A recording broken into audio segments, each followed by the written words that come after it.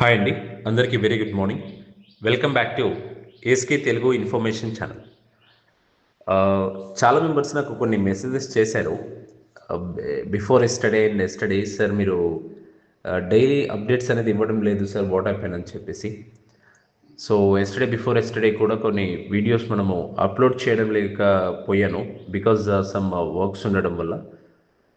So మీ అందరికీ ఒకటే తెలియచేసేది ఏంటి అని అంటే ఏదైనా ముఖ్యమైన ఇంపార్టెంట్ ఇన్ఫర్మేషన్స్ ఏమైనా ఉన్నాయా లేదంటే అన్నీ చెక్ చేసుకొని ఖచ్చితంగా మీ అందరికీ అప్డేట్స్ అనేది ఏమైనా ఉన్నాయి అంటే ఖచ్చితంగా నేను వీడియో అనేది అప్లోడ్ చేయడం జరుగుతుంది.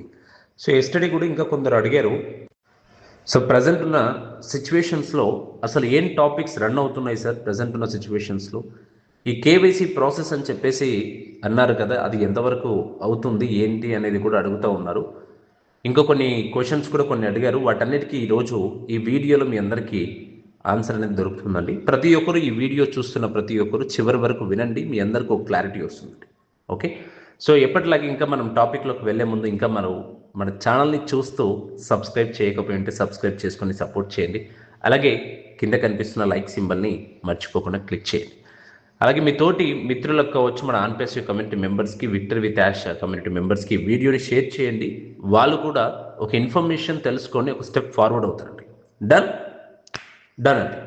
సో ఫస్ట్ థింగ్, చాలా మెంబర్స్ అడుగుతున్న టాపిక్లో ఈ మల్టిపుల్ ఐడీస్ గురించి కొందరు అడిగారండి. ఇప్పుడు సింగిల్ పర్సన్స్ కొన్ని విషయాలు అడిగారు, మల్టిపుల్ పర్సన్స్ కూడా కొన్ని విషయాలు అడుగుతూ ఉన్నారు. ఈ సింగిల్ పర్సన్స్ యొక్క ప్రాబ్లం ఏంటి అంటే, ప్రీవియస్గా వీళ్ళు ఫస్ట్ స్టార్టింగ్లో ఆన్పాసివ్లో ఉన్న మెయిల్ ఐడితో విక్టర్ విత్ యాష్లో రిజిస్ట్రేషన్ చేసుకున్నారు. కేవైసీ చేస్తున్న టైంలో లిమిట్ అని అలా రావడం వలన వాళ్ళ కేవైసీ స్టిల్ ఇంకా ప్రాసెస్లోనే ఉంది. అంటే కేవైసీ అనేది వాళ్ళది ఇంకా పెండింగ్లో ఉంది, వాళ్ళది ఇంకా కంప్లీట్ కాలేదు అని అర్థం అక్కడ.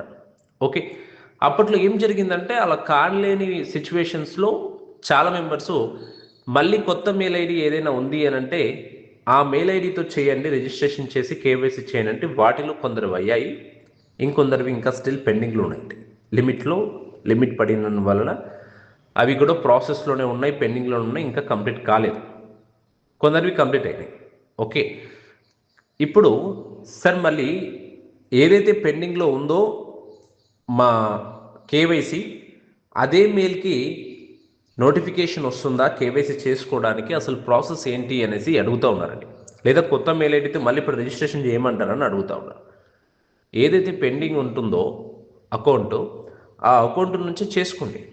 మళ్ళీ మీరు కొత్త మెయిల్ ఐడి క్రియేట్ చేసుకొని రిజిస్ట్రేషన్ చేసుకొని స్టెప్ తీసుకోవాల్సిన అవసరం లేదండి.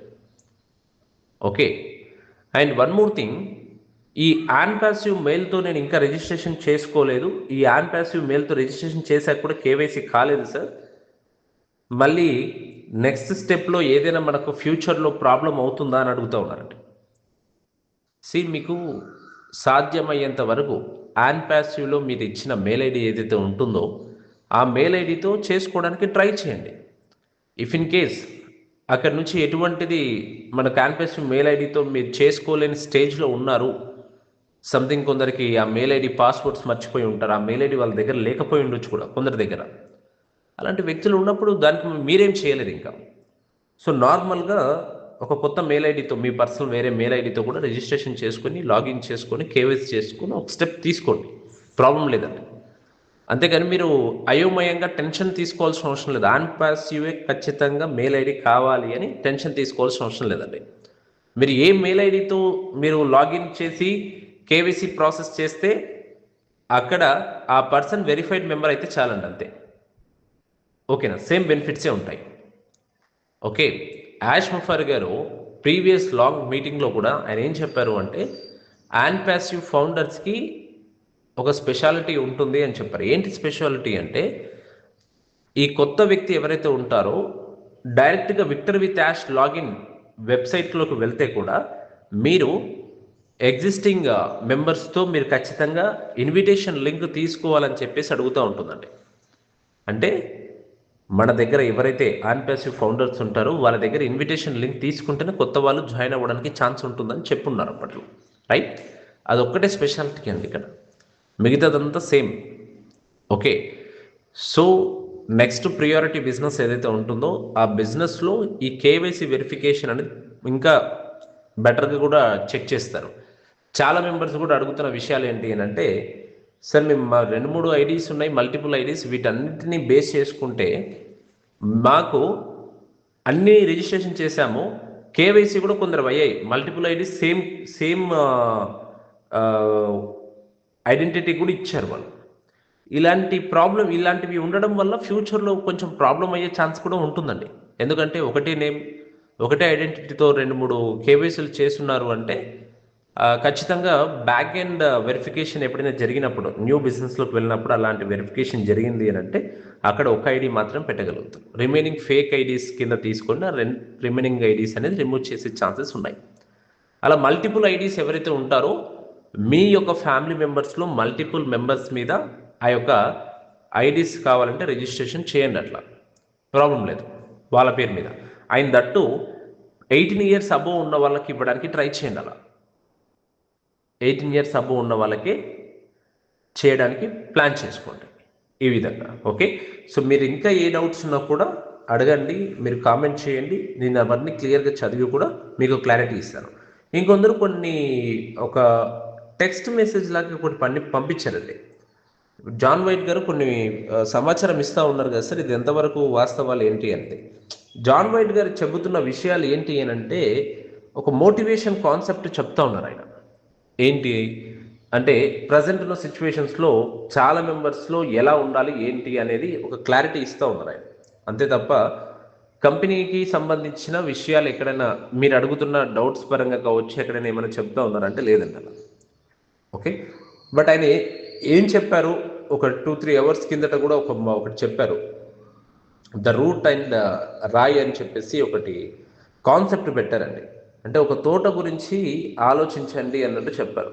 ఇప్పుడు ఆకుకు సూర్యకాంతి కావాలి, అందరి చూపు కావాలి, కానీ వేరు చీకటిలోనూ నిలబడుతుంది, తుఫాన్లు వచ్చినా కూడా నేలను వదలదు. అంటే ఆకేంటి అని అంటే అందరి చూపు కాంతి కావాలనుకుంటుంది, కానీ భూమిలో ఉండే వేరు చీకటిలోనే నిలబడుతుంది, తుఫాన్లు వచ్చినా కూడా నేలను వదిలిపెట్టదు, కానీ ఆకు మాత్రం వదిలేస్తుంది అన్నట్టు చెప్పాడండి ఆయన. ఓకే. సో ఇన్వాల్వ్మెంట్ మనల్ని కనిపించేలా చేస్తుంది, కమిట్మెంట్ మనల్ని బలంగా నిలబెడుతుంది. ఇప్పుడు ఆ వేరుకు మరో శక్తిని జోడించండి, డెడికేషన్. ఆ వేరుకి మరో శక్తిని జోడిస్తే డెడికేషన్ అవుతుంది అన్నట్టు చెప్పారండి. సో కమిట్మెంట్ అంటుంది ఎంత కష్టం వచ్చినా నేను వదలను, డెడికేషన్ అంటుంది ప్రతిరోజు తిరిగి వస్తాను అదే లక్ష్యానికి. ఆ రెండు కలిస్తే సాధారణ మొక్క కాదు, సామ్రాజ్యాల కంటే ఎక్కువ కాలం నిలిచే రెడ్ వుడ్ చెట్టు తయారవుతుందండి. ఒక రాయి, ఒక చెక్కు గురించి ఆలోచించండి. రాయి కమిట్మెంట్, ఒక చెక్కు డెడికేషన్. రాయి ఒకటి ఉంటే అది కేవలం బరువు, చెక్కు ఒకటే ఉంటే దానికి ఆకారం ఇవ్వడానికి ఏమీ ఉండదు. ఇది చాలా అద్భుతమైన వర్డ్స్ అండి. నిజంగా నేను కూడా చాలా ఇష్టపడుతున్నాను ఈ వర్డ్స్ని. కానీ ఆ రెండు కలిస్తే అద్భుతమైన శిల్పాలు తయారవుతాయి అంటున్నాడు. చూడండి, ఒక రాయి ఒక్క దగ్గర ఒక్కటే ఉంది అని అంటే దానికి వాల్యూ ఎవరు ఇవ్వరు. ఒక చెట్టు కూడా ఏదైనా ఒక దగ్గర ఉంటుందంటే దానికి వాల్యూ కూడా ఎవరు ఇవ్వరు. ఆ చెక్కు ఆ రాయి రెండు కలిస్తే ఒక మంచి శిల్పం తయారవుతుంది కదా, ఒక అద్భుతమైన శిల్పం తయారవుతుంది. అప్పుడే ప్రతి ఒక్క వ్యక్తి కూడా దానికి వాల్యూ ఇస్తాడు అంటున్నారు. సో కమిట్మెంట్ని కూడా ఫౌండేషన్, డెడికేషన్, నీ డైలీ ఎఫర్ట్ అండి. రోజు చిన్న చిన్న ప్రయత్నాలు కాలక్రమంలో మహత్తర ఫలితాలు ఇస్తాయి. హై టెక్నాలజీలో కూడా ఇదే నిజం. చాలా స్టార్టప్స్ ఐడియాస్ వల్ల కాదు, కమిట్మెంట్ లేక చనిపోతాయి. బగ్ వస్తే భయపడతారు, ఫౌండింగ్ ఆలస్యం అయిపోతే ఆగిపోతారు, కాంపిటీషన్ వస్తే వదిలేస్తారు. అంటే ఏదైనా మనం ఒకటి స్టార్టప్ చేసినప్పుడు ఏదైనా స్మాల్ బగ్స్ వచ్చాయంటే భయపడతాము, ఏదైనా ఫౌండింగ్ ఆలస్యం అయితే ఆగిపోతాయి, కాంపిటీషన్ వస్తే వదిలేస్తారు. అంటే చిన్న చిన్న బిజినెస్లు పెట్టిన వాళ్ళకి ఇలాంటివి జరుగుతూ ఉంటాయండి. కానీ రూట్ లాంటి వాళ్ళు ఇంకా లోతుగా పెరుగుతాయి. రాయి లాంటి వాళ్ళు రోజు తిరిగి వస్తారు, నెమ్మదిగా కానీ ఆగకుండా వస్తారు. ప్రపంచాన్ని మార్చే అత్యంత లౌడ్ లాంచ్ కాదు, అత్యంత స్మార్ట్ ఆల్గోరిథం కాదు, ఎప్పటికీ ఆగని టీం, గార్డెన్ని వదలని వాళ్ళు, వాటరింగ్, వెడ్డింగ్, వెయిటింగ్ చేస్తూ ఉండేవాళ్ళు. ఒకరోజు వాళ్ళ గ్రోత్ని ప్రపంచం తప్పక గమనిస్తుంది. ఈరోజు మీరు మీకు 2 ప్రశ్నలు అడగండి.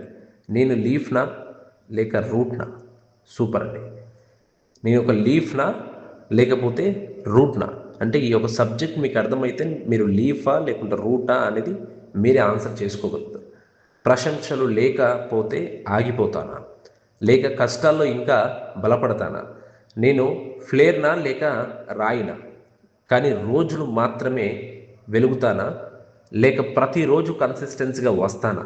ఈ 2 మీ యొక్క సెల్ఫ్కి అడగండి అన్నట్టు చెప్పాడు. చివరికి ఒక ప్రామిస్ చేయండి. నేను ఫ్లాషెస్ట్ వ్యక్తి కాకపోవచ్చు, కానీ ఫెయిత్ఫుల్గా ఎప్పటికీ ఉంటానని ఒక ప్రామిస్ చేసుకోండి. అదే రూట్ అండ్ ట్రై. అదే ఏ తుఫాను కూడా విరగగొట్టలేని బాండ్. నిజమే కదండి. ఒక రూట్ ఓకే, అలాగే రాయి ఏ యొక్క తుఫాన్ వచ్చినా కూడా ఈ యొక్క 2 బాండ్స్ ఏవైతే ఉంటాయో దాన్ని విరగొట్టలేము. సో అలాంటి వ్యక్తులుగా మనం తయారవ్వాలి, అలాంటి వ్యక్తులుగా మన ఆలోచనలు ఉండాలి, అంత పాజిటివ్గా ఉండాలి అనే ఉద్దేశం ఆయన చెప్పారు. ఓకే, సో ఇంకా చాలా మెంబర్స్ కూడా ఇంకా కొన్ని క్వశ్చన్స్ ఉంటాయి. మీకు ఏ క్వశ్చన్స్ ఉన్నా కామెంట్ చేయండి, ఇదే వీడియోలో మీ అందరికీ క్లారిటీ ఇస్తారండి. ఓకే, అలాగే ఇంటర్లింక్ గురించి కూడా ఇంకా చాలా మెంబర్స్ ఏమైనా క్వైరీస్ ఉన్నాయంటే కూడా అడగండి. దానికి సంబంధించిన కాన్సెప్ట్ బేస్ చేసుకొని మీకు ఏ క్వైరీస్ ఉన్నాయో ఆ వీడియోస్కు నేను పెడతానండి. ఓకే, సో ఈ టాపిక్లో ఈ వీడియోలో ఈరోజు ఇంతే ఉందండి. సో నెక్స్ట్ వీడియోలో మంచి ఇన్ఫర్మేషన్తో కలుద్దాం. అంతవరకు వెయిట్ చేసి ఉండండి. Signing off SK Telugu information channel. Jai Hind.